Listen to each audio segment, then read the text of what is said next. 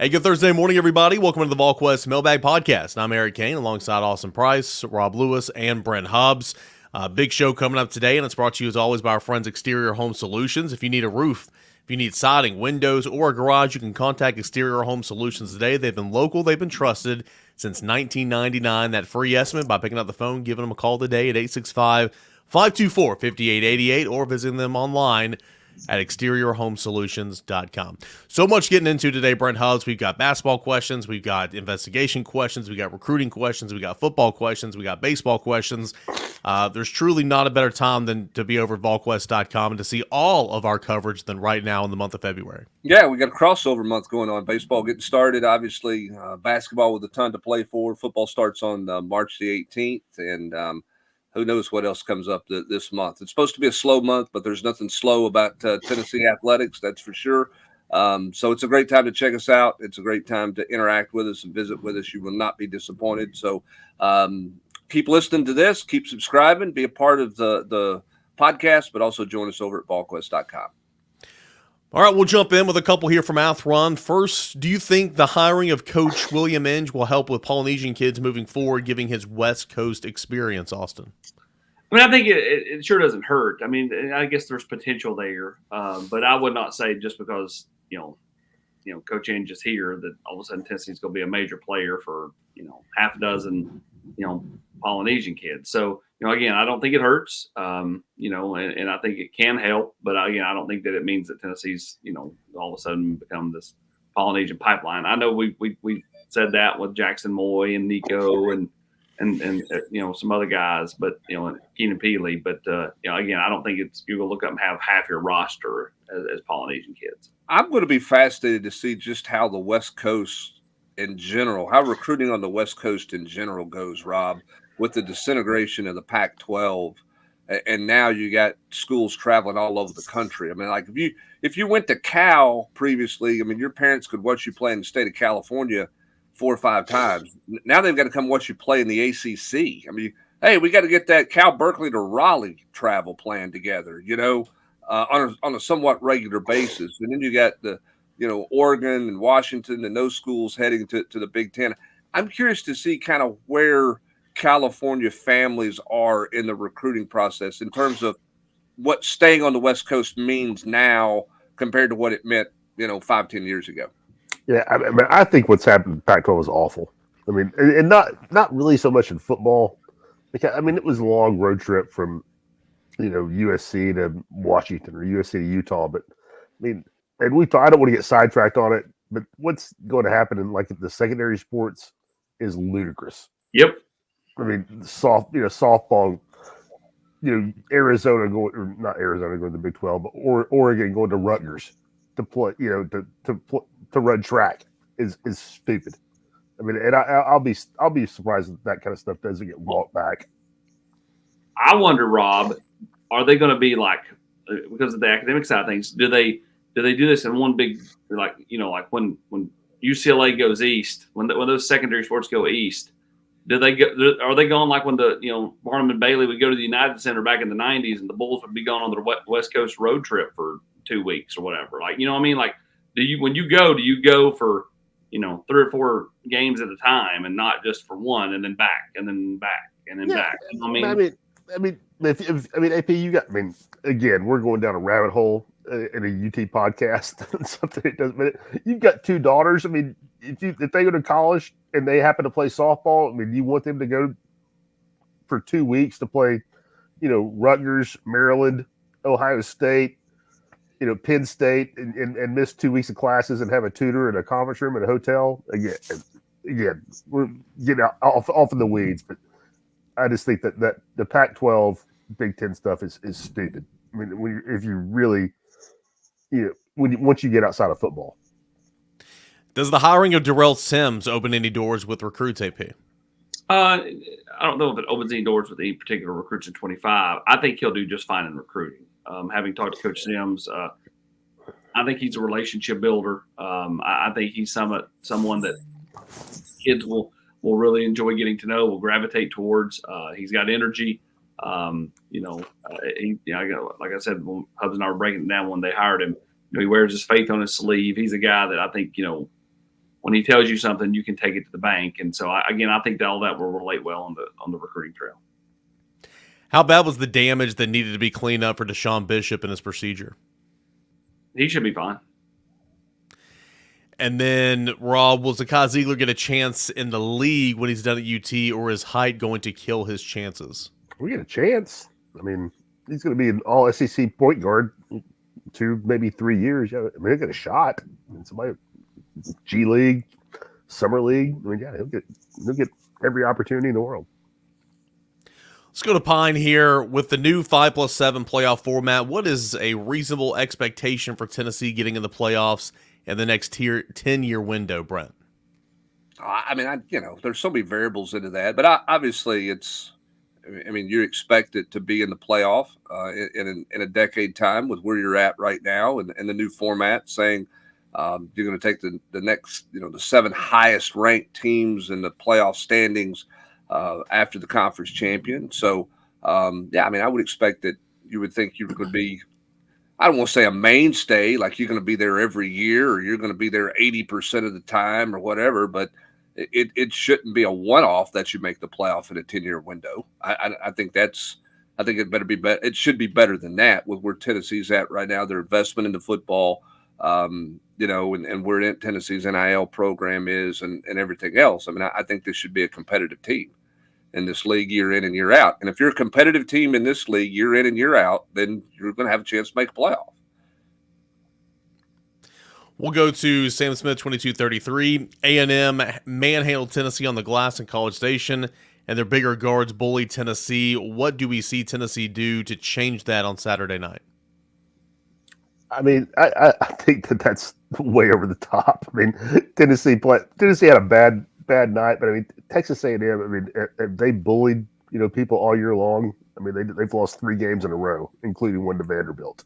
I mean, I think you'll see Tennessee play better defense than they did at Texas A&M. Keep the ball in front of them better than they did at Texas A&M. And I mean, I'll be really surprised if Tennessee doesn't win that game handedly.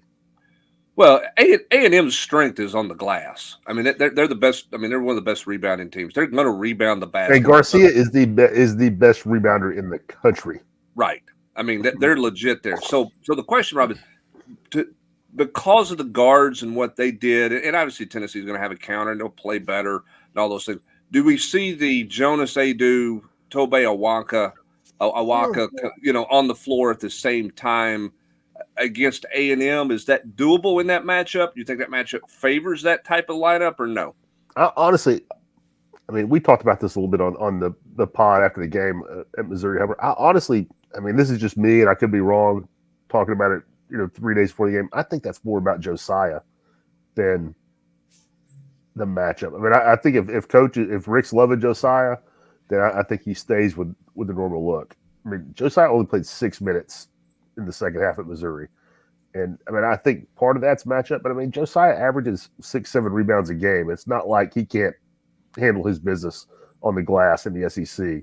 So, I mean, Tobe's a better rebounder, no question, but it's not like you're taking out, a 6'2", guard and putting Tobe in. I mean, I'm not trying to be critical of Josiah, but I mean, I think a lot of that Tuesday night at Missouri was about Josiah as more than just let's go big. I mean, because it's not like you're taking out, a 6'2" guy. I mean, you're taking out a 6'6", 210, 215-pound forward. So, I mean, it looked good, though. It would look great. I mean, it looked fantastic. But, I mean, Tobe is going to do that if you give Tobe minutes. But you're just not going to run as much.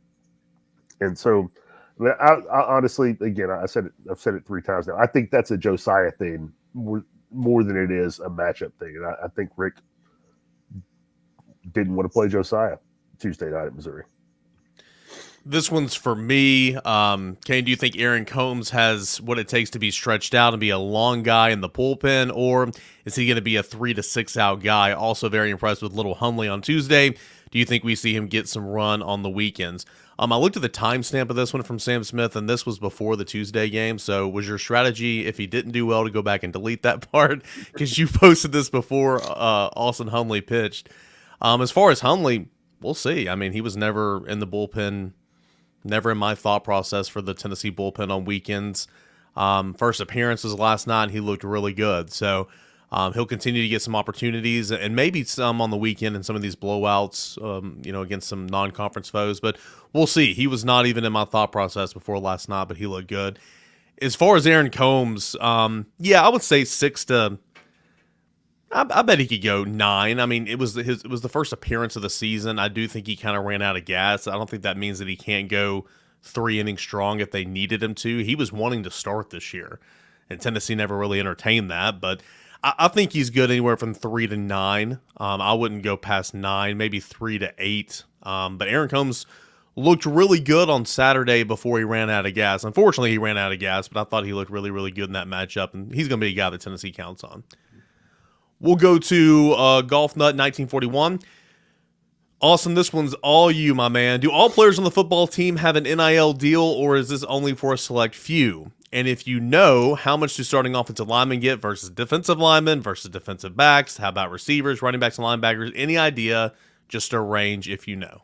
No, not everybody gets paid. It's more than just a select few. And when you look at kind of how it's sprinkled out from a money standpoint, at the end of the day, much like the NFL, however, it's going to be quarterback, the guys that protect the quarterback, and the guys that can get to the quarterback. Those guys are going to command more money than others, and a lot of that is because they're going to make more plays, and they're going to be able to, be a little more marketable out there if we want to put this in a marketing, put a spotlight on the marketing side of things, and not just the, hey, they play here, let's give them an NIL money.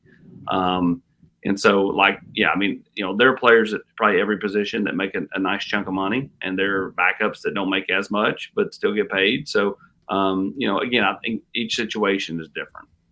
Yeah, and I think the most valuable players on your team, are the guys who are in position to also make the most money, right? I mean, like right. Your better players are going to make the most money. Now, there are also some positions that aren't going to command as much money. We've talked about this.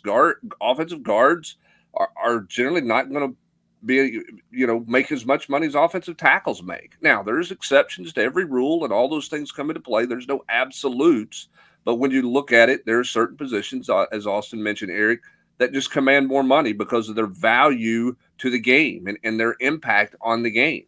It's not to say those other positions don't count, but, it's very much like the NFL model in terms of where the position values are. Yeah, I mean, I couldn't say it any better myself. It's the quarterback, the guy that protects the quarterback on the edge, and the guy that gets after the quarterback. Also, sometimes you'll see, and you see this in NFL free agency as well, like big-time receivers that go make plays. Well, last couple of years, Tennessee's had a need at wide receiver. So you're willing to go and, like Tennessee had a need at tight end, receiver, offensive tackle. Maybe you're willing to go and pay more to get that guy on your roster compared to maybe a normal year. And so I think you've seen that, and you'll continue to see that in the transfer portal window. Let's go to Brandon_SV. Was Coach Inge going to be strictly a linebackers coach at Alabama after being co-DC under DeBoer at Washington? What do you think the attraction is to Tennessee if there isn't a promotion? I think none of us will ever know what he was actually promised at Alabama or the thought process was there. In my opinion, Hubs, he was probably going as an outside linebackers coach because Cain Womack coaches the inside backers, and Cain Womack is the defense coordinator. I don't believe he was going to get a title at Alabama. And so thus, I don't know what his title is going to be here as of this taping on Wednesday. They've not released that. So I think a lot of it, we'll see what happens, what comes out with. Maybe he gets title, maybe he doesn't. But I think ultimately, the ability to have to coach outside backers versus inside backers, probably the lack of a title that he had at Washington that he wasn't going to have at Alabama, more than likely, probably lends itself there. But again, nobody truly knows.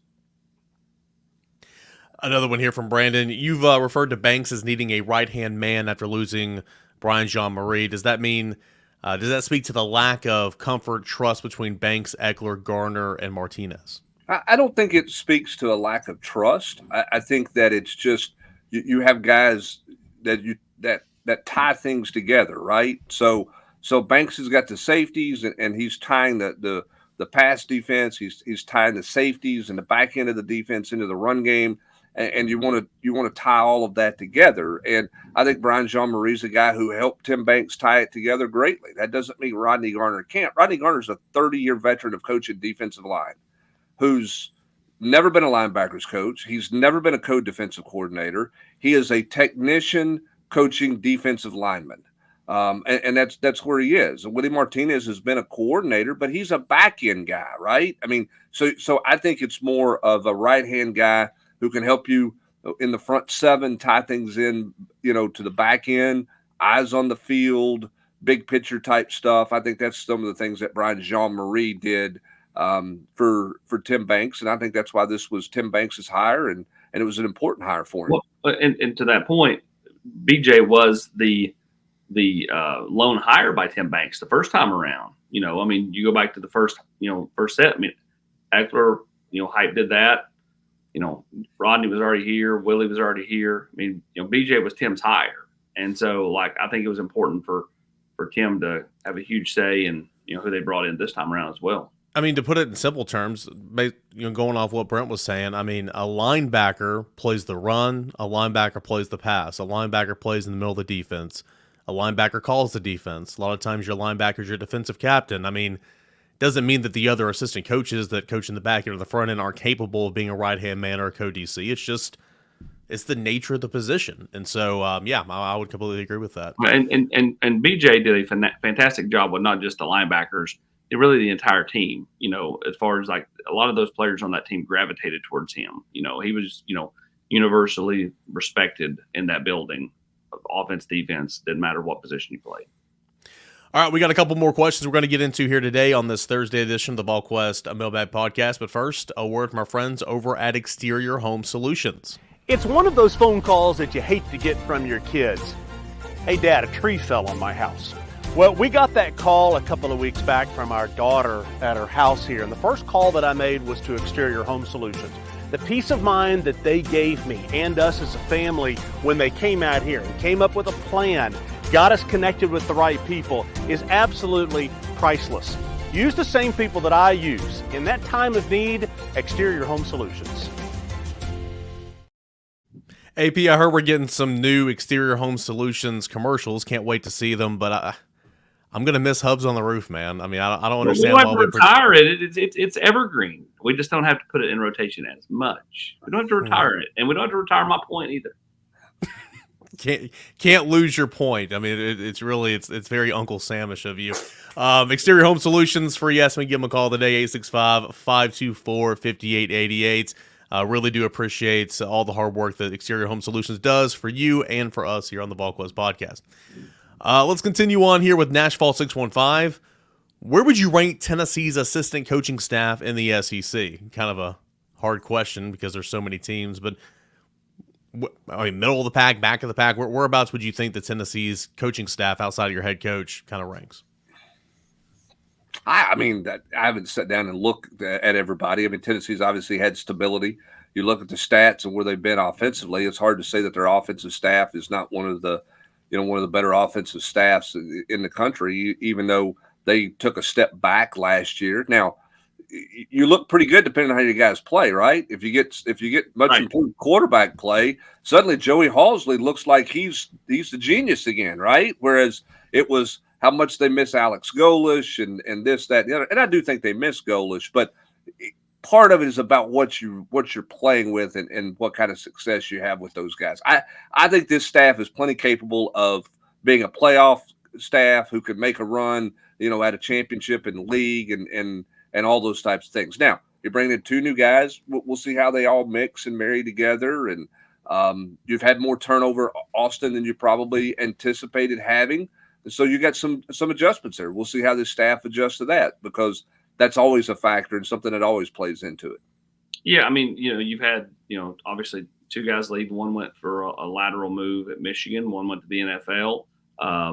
You had also two others that, SEC rivals that you compete against on the recruiting trail, that you compete against on the field, tried to go and hire away from you, and Rodney Garner and Kelsey Pope. So, I mean, I think that just speaks to, the quality of the staff. I think it also speaks to the fact that, Josh Heupel's had it nice the first few years because he hadn't had a whole lot of people coming after his guys. All of a sudden now, he feels like he's dodging bullets. He's moving that head left and right, trying to keep from getting hit. So I think it's just the nature of an off season that really he hadn't had to have to this point. Yeah, and I think you also factor in bringing in 2 new teams into the league. I mean, where Texas is at right now, I mean, I think they vault right near the top of the SEC with what they have going on and where their program is. I don't know what Oklahoma's going to be in their adjustment into this league. You got some other coaches who, Levy's just getting started at Mississippi State. Billy Napier looks like he's in trouble at Florida, right? So, I mean, it's fluid. It changes all the time. And again, a lot of it depends on what you have to play with. You could argue Tennessee's best coaching job was year 1. Okay. In some cases, you could argue that they did a really good job last year to get to the record that they had. That's not what fans want to hear, but it was probably a little easier in 22, right? When you had the toys you had to play with on the offensive side of the ball. That's why you were the best offense in the country. Doesn't mean you necessarily coach better. It just means you had more toys in the garage to be successful with. Jimmys and Joes do make a difference. I think that is something if you didn't believe that before, you definitely learned it this past year. Another one here from Nashville 615. Which 3 recruits does Tennessee need to land in 2025 to ensure a top 10 recruiting class? I love these. I think you've got to have some combination on the offensive line. Sure, David Sanders would definitely put you in that mix, right? But if you don't, let's say you don't land David Sanders, then you got to land a Jalen Matthews or a Juan Gaston. You've got to land some combination of guys on the offensive line, and you've got to land, Cam Sparks. Tennessee continues to be in a really good spot there. Darius Jackson, he's going to go flying up the rankings, in my opinion, over the course of the next several rankings, unveils. And so I think it just boils down to taking care of guys that you're in a pretty good spot with, whether that's some of these linemen, some of these in-state kids, and then try to cherry pick in a Marcus Harris from Mater Dei or a Caleb Cunningham from Mississippi or, the linebacker, Jaden Harmon from North Georgia from Rome, plays for former Alcoa coach John Reed. You've got to, in your footprint and then cherry pick outside of it. Let's go to Rheltney for life. How active do you see Tennessee going in the portal for help this offseason? What would the positions of need be? Rob, I feel like Tennessee is always going to be active in the transfer portal because if you're not active in the transfer portal in this climate in college football, you're getting left behind. Line of scrimmage for sure. You're losing defensive linemen. You're losing some offensive linemen. I would say line of scrimmage, and then Tennessee's. If there's a secondary guy out there available. If there's a we're talking about playmaker spring? out there available. We're talking about after spring practice. I would imagine the way I read it was next offseason. Oh, golly! No! It says this offseason. Excuse me, this offseason. If it's next offseason, I got no idea. How do you know? I have no idea what any of these guys look like. If it's spring, I think you have to wait till after spring. I was going to say, we don't. You hope you're not looking for a receiver after spring practice. You really hope. You don't have room. That's what I'm saying. If you're looking for, if you're looking for guys after spring practice at this point, and going into year 4, then you've probably had some bad, not horrible stuff happen, but I don't think there's any glaring holes going into spring, is there? Like going in the 2021 season, Brent. I felt like Tennessee took 3 or 4 guys post spring, but you had to, right? Because where you were in the roster, like Rob's saying. You're not going to be in a position to probably do that this go around. Here's where I am in spring evaluations. If your program is established and got firm footing, if there's a great player out there that you think can make a difference for you, and you've got a spot and you want to go recruit, you want to go look at that guy, that's fine. If you're sitting here at the end of spring going, hey, we've got to have 6 or 8 more guys, then you got bigger things to worry about. I don't think that's where Tennessee is now. Who knows? Austin, if you have one position that has 2 or 3 guys leave you at the end of spring practice for some reason, does that change things? Potentially. I just think you have to wait and see what this thing looks like next month before you know if you what kind of needs you have versus just wish list. Hey, if this guy came available, would you kick the tires there? Okay, maybe. Yeah, I agree with you. Like running back. Like right now, I would tell you they're not going to add a running back. But Peyton Lewis isn't going to go through spring practice. So you don't know what you have in him. And, if Khalifa Keith, or whoever takes a step back, and all of a sudden you go, we're not really deep there, and we don't know what we have in Peyton Lewis. We think he's good, but we don't know because he missed. They may be forced to go add somebody. But I'm with Hubs. Like, if you don't have to add somebody, don't do it, because normally these after spring ads or summer ads are just – they never pan out. The only one I can think of that's panned out really, really well, is Kamal Haddon. Technically, Brew arrived after spring, but I don't count him. He went in the portal, in December or whatever it was, and you recorded that commitment update in January. Yeah. But like Kamal Haddon went to Auburn for spring, and then ended up going back in the portal and leaving again, and coming to Tennessee. I thought that was that was a nice addition. Outside of that, it's been a lot of swing and a miss when you add these kids at this point. Yeah, if you're going into spring practice with needs in the portal, then you're not thinking about the college football playoff. What changes, if any, has UT made with NIL and the seeming changes NCAA is attempting to implement? Changing as the rules as you go. What changes? How has Tennessee adapted to the NIL climate, I guess is a good way to phrase it, AP. I still don't understand the question. Like, what changes, if any, has UT made with NIL and the seeming changes the NCAA is attempting to implement? Is Tennessee's Spire's work any different now than it was a year ago in terms of how they're going about business? Nope. I mean, it's no different. I mean, like the same. I mean, like they're they attack it the same way, just like every other collective out there. So I mean, it's nothing's changed a whole lot. I mean, has it changed since 2021 when it first got stuff when NIL went into effect? Yeah, I mean they've altered how they do some things, but I don't think that the overall process has changed a whole lot, especially in the last year and a half. I don't know if anybody even wants to attempt this one, but VolumeShooter says, with the new coaches officially locked in, power rank the positional coaches according to their importance to the program. No. Well, I mean, I think you start with coordinators, because both your coordinators are coaching positions. Okay. I mean, so I think Tim Banks is important to the defense because they have established an identity on defense, which nobody knew what their identity was going to be when they've gotten here. And so they've gotten better every year with that identity. So he went on to say, in my mind, that means the importance of continuity at their position, coach's ability to motivate, teach, coach's ability to recruit, ability to game plan, contribute, and other staff duties. Start with Tim Banks, because everything that happens defensively from a game plan standpoint stems out of his system. So, I mean, you're going to put your coordinators at a higher – on defense, you're going to put your coordinators at a higher place, not necessarily on offense because it's Josh Heupel's system as the head coach. But defensively, I think, the foundation of who you are is what Tim Banks has built and created. So under that logic, he goes on to say, who would it hurt to lose the most? Be Tim Banks. To me, it would be, because now I'm not saying you can't get better or you couldn't end up being better, but Austin, if you scrap what you're doing defensively and put in a new defensive system, there's going to be a step back before you grow, because you've recruited for multiple years to this style of play. And so from that standpoint, to me, a coordinator is always going to be, particularly a coordinator who is opposite of the head coach's expertise, is going to be of the extreme value.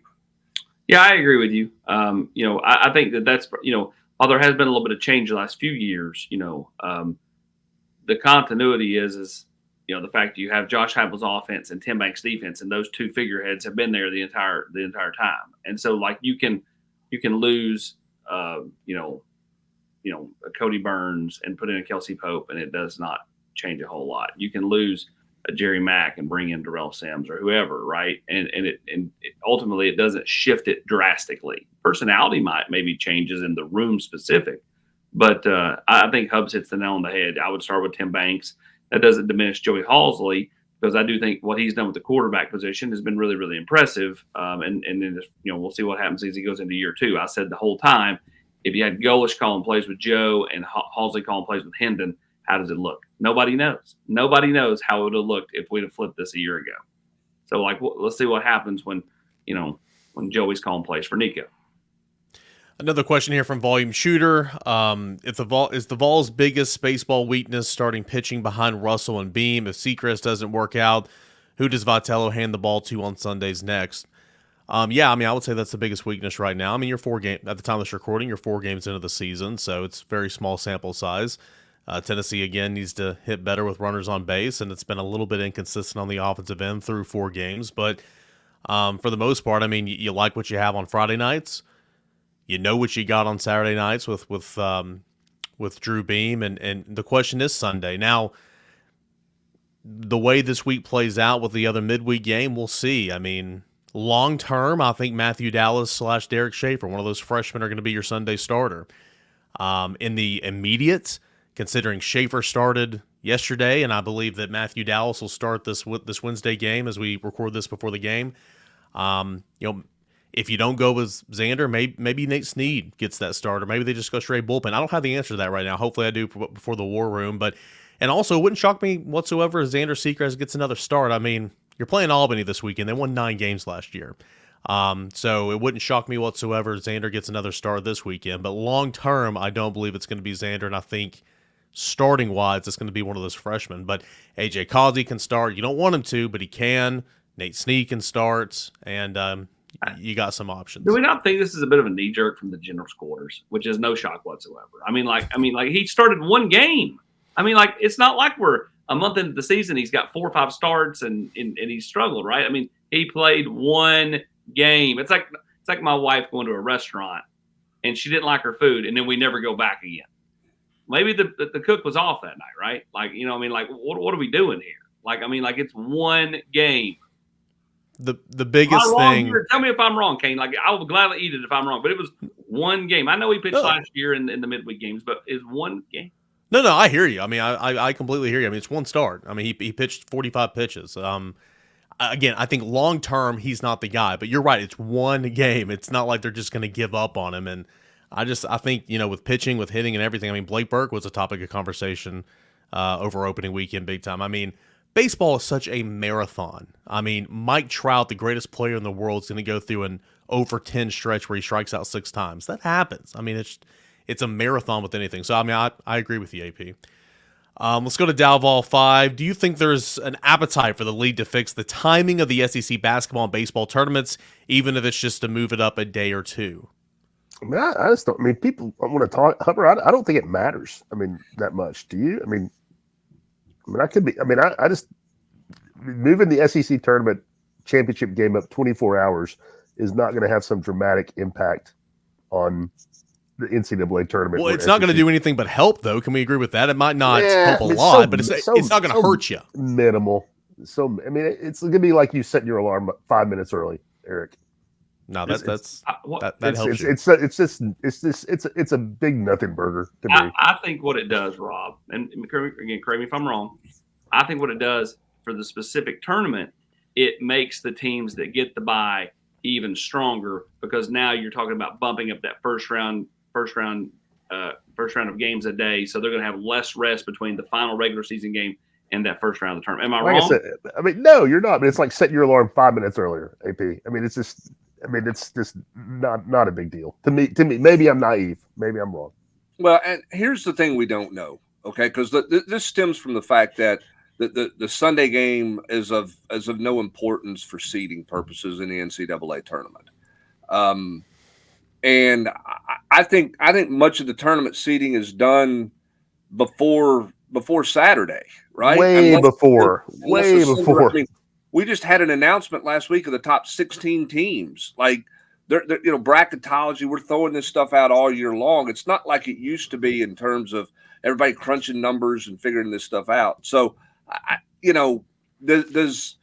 could it mean somebody is a 3 instead of a 4 if they won, or somebody's a 7 instead of a 6 if they win on Sunday and you don't have that opportunity, or they don't look at that as much? Maybe. But I don't know. I don't know that anybody can say that they lost the NCAA tournament because of the seeding. They got a a bad seeding based on the fact they played a game on Sunday.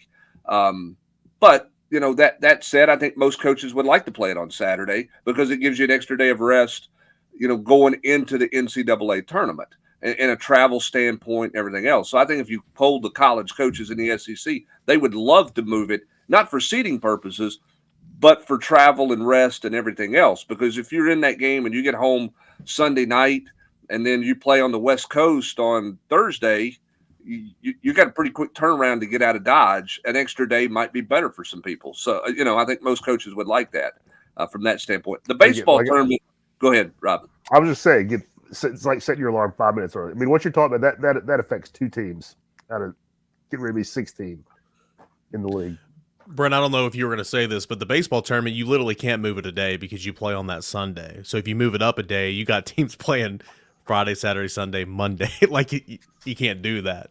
You got to have it at least because you start on a Tuesday. You got to have at least one off day in there. Unless you change that last weekend of the regular season to Thursday, Friday, Saturday. Which some do. Yeah, I think Tennessee might have played on a Thursday last week. So yeah, you're on to something there. Maybe make it league wide.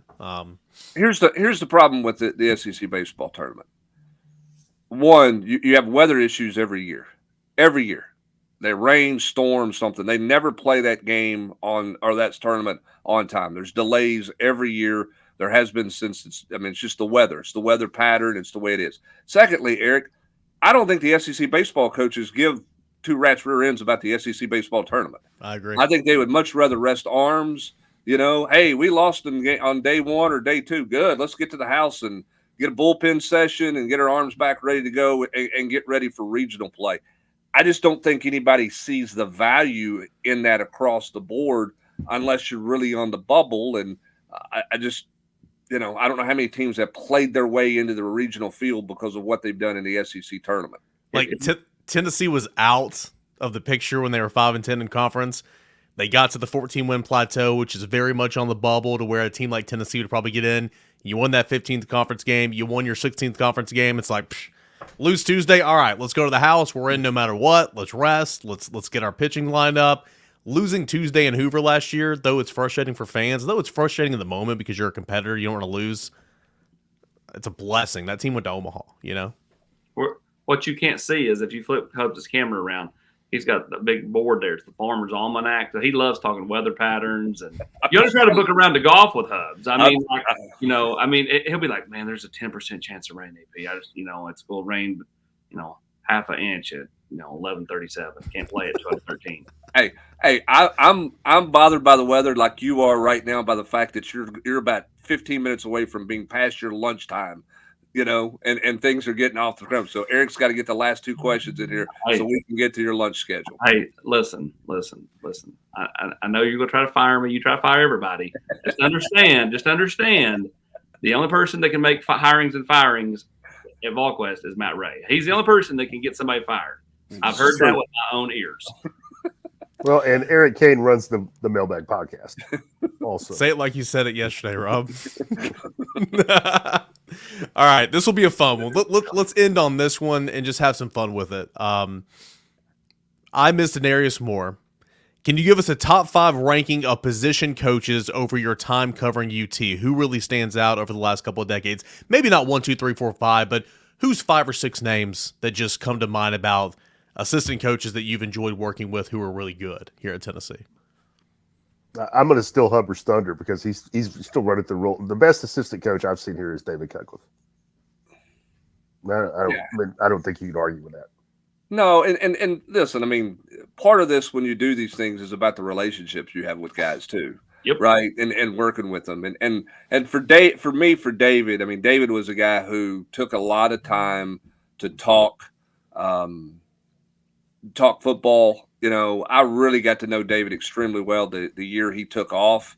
And we did the old Volquest feature, Cutting It Up with Cut, which was a weekly Q&A about, things back before you're doing video breakdowns and stuff like that. And I just learned a lot of football. So selfishly, David's a guy who I am, I'm friends with, still remain friends with, and will always appreciate, what he did to help me, but also for what he did as a football coach. His attention to detail was terrific. So I would put him up there. I think Justin Wilcox was a blast to cover. I mean, that's another guy who was very engaging, would talk a lot of football with you and would explain a lot of things. And, he was the last one to leave the practice field because we were all standing around trying to figure out why he was doing this or doing that. So, I mean, he was a great guy to deal with as well. Coach Garner, I've known for forever. I mean, I can go on. I mean, I've been around way too long and seen way too many of them come and go, AP. Well, as far as pure just impact on a room, I would tell you Trooper Taylor. I mean, even he flipped positions. I thought he did a really good job of getting guys to buy in to development. I'm a big Jerry Mack guy. I think Jerry Mack just gets it. There's a reason I think that dude will be a head coach somewhere sometime. I think he'll do fantastic in the NFL. And, he just gets people. Like, he was never too high, never too low. If they fumbled, okay, next. If they ran an 80-yard touchdown, okay, next. Like, I mean, it was, I think he's got a lot of great qualities to him. That's a guy in the more recent time. Well, and I'll tell you another guy too, that when you first, I wasn't sure, like, was this stage too big for him, or I'm not sure, how it really fits or whatever. I mean, Zach Azzani your initial reaction to Zach was like, okay. I mean, is he an SEC guy? I mean, Zach Azzani is a really good football coach and a really good dude. Sam Pittman, Rob, was here for a hot minute, but I mean, he was a great guy to do. I mean, there's been a lot of really good guys coming. You weren't surprised when Sam Pittman left here and did one of the best assistant coaches in the country at Georgia. Yeah. Not remotely surprised. Not a shock at all.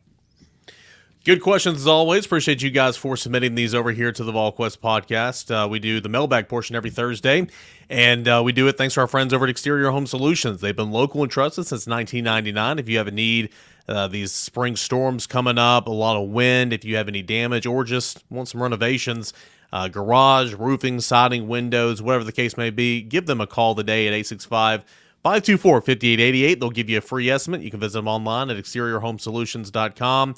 And they've been local, trusted since 1999. You can trust them with your project as well. What's the weather looking like? It's a good day tomorrow to put out tomato plants, AP. The almanac says it's time to go.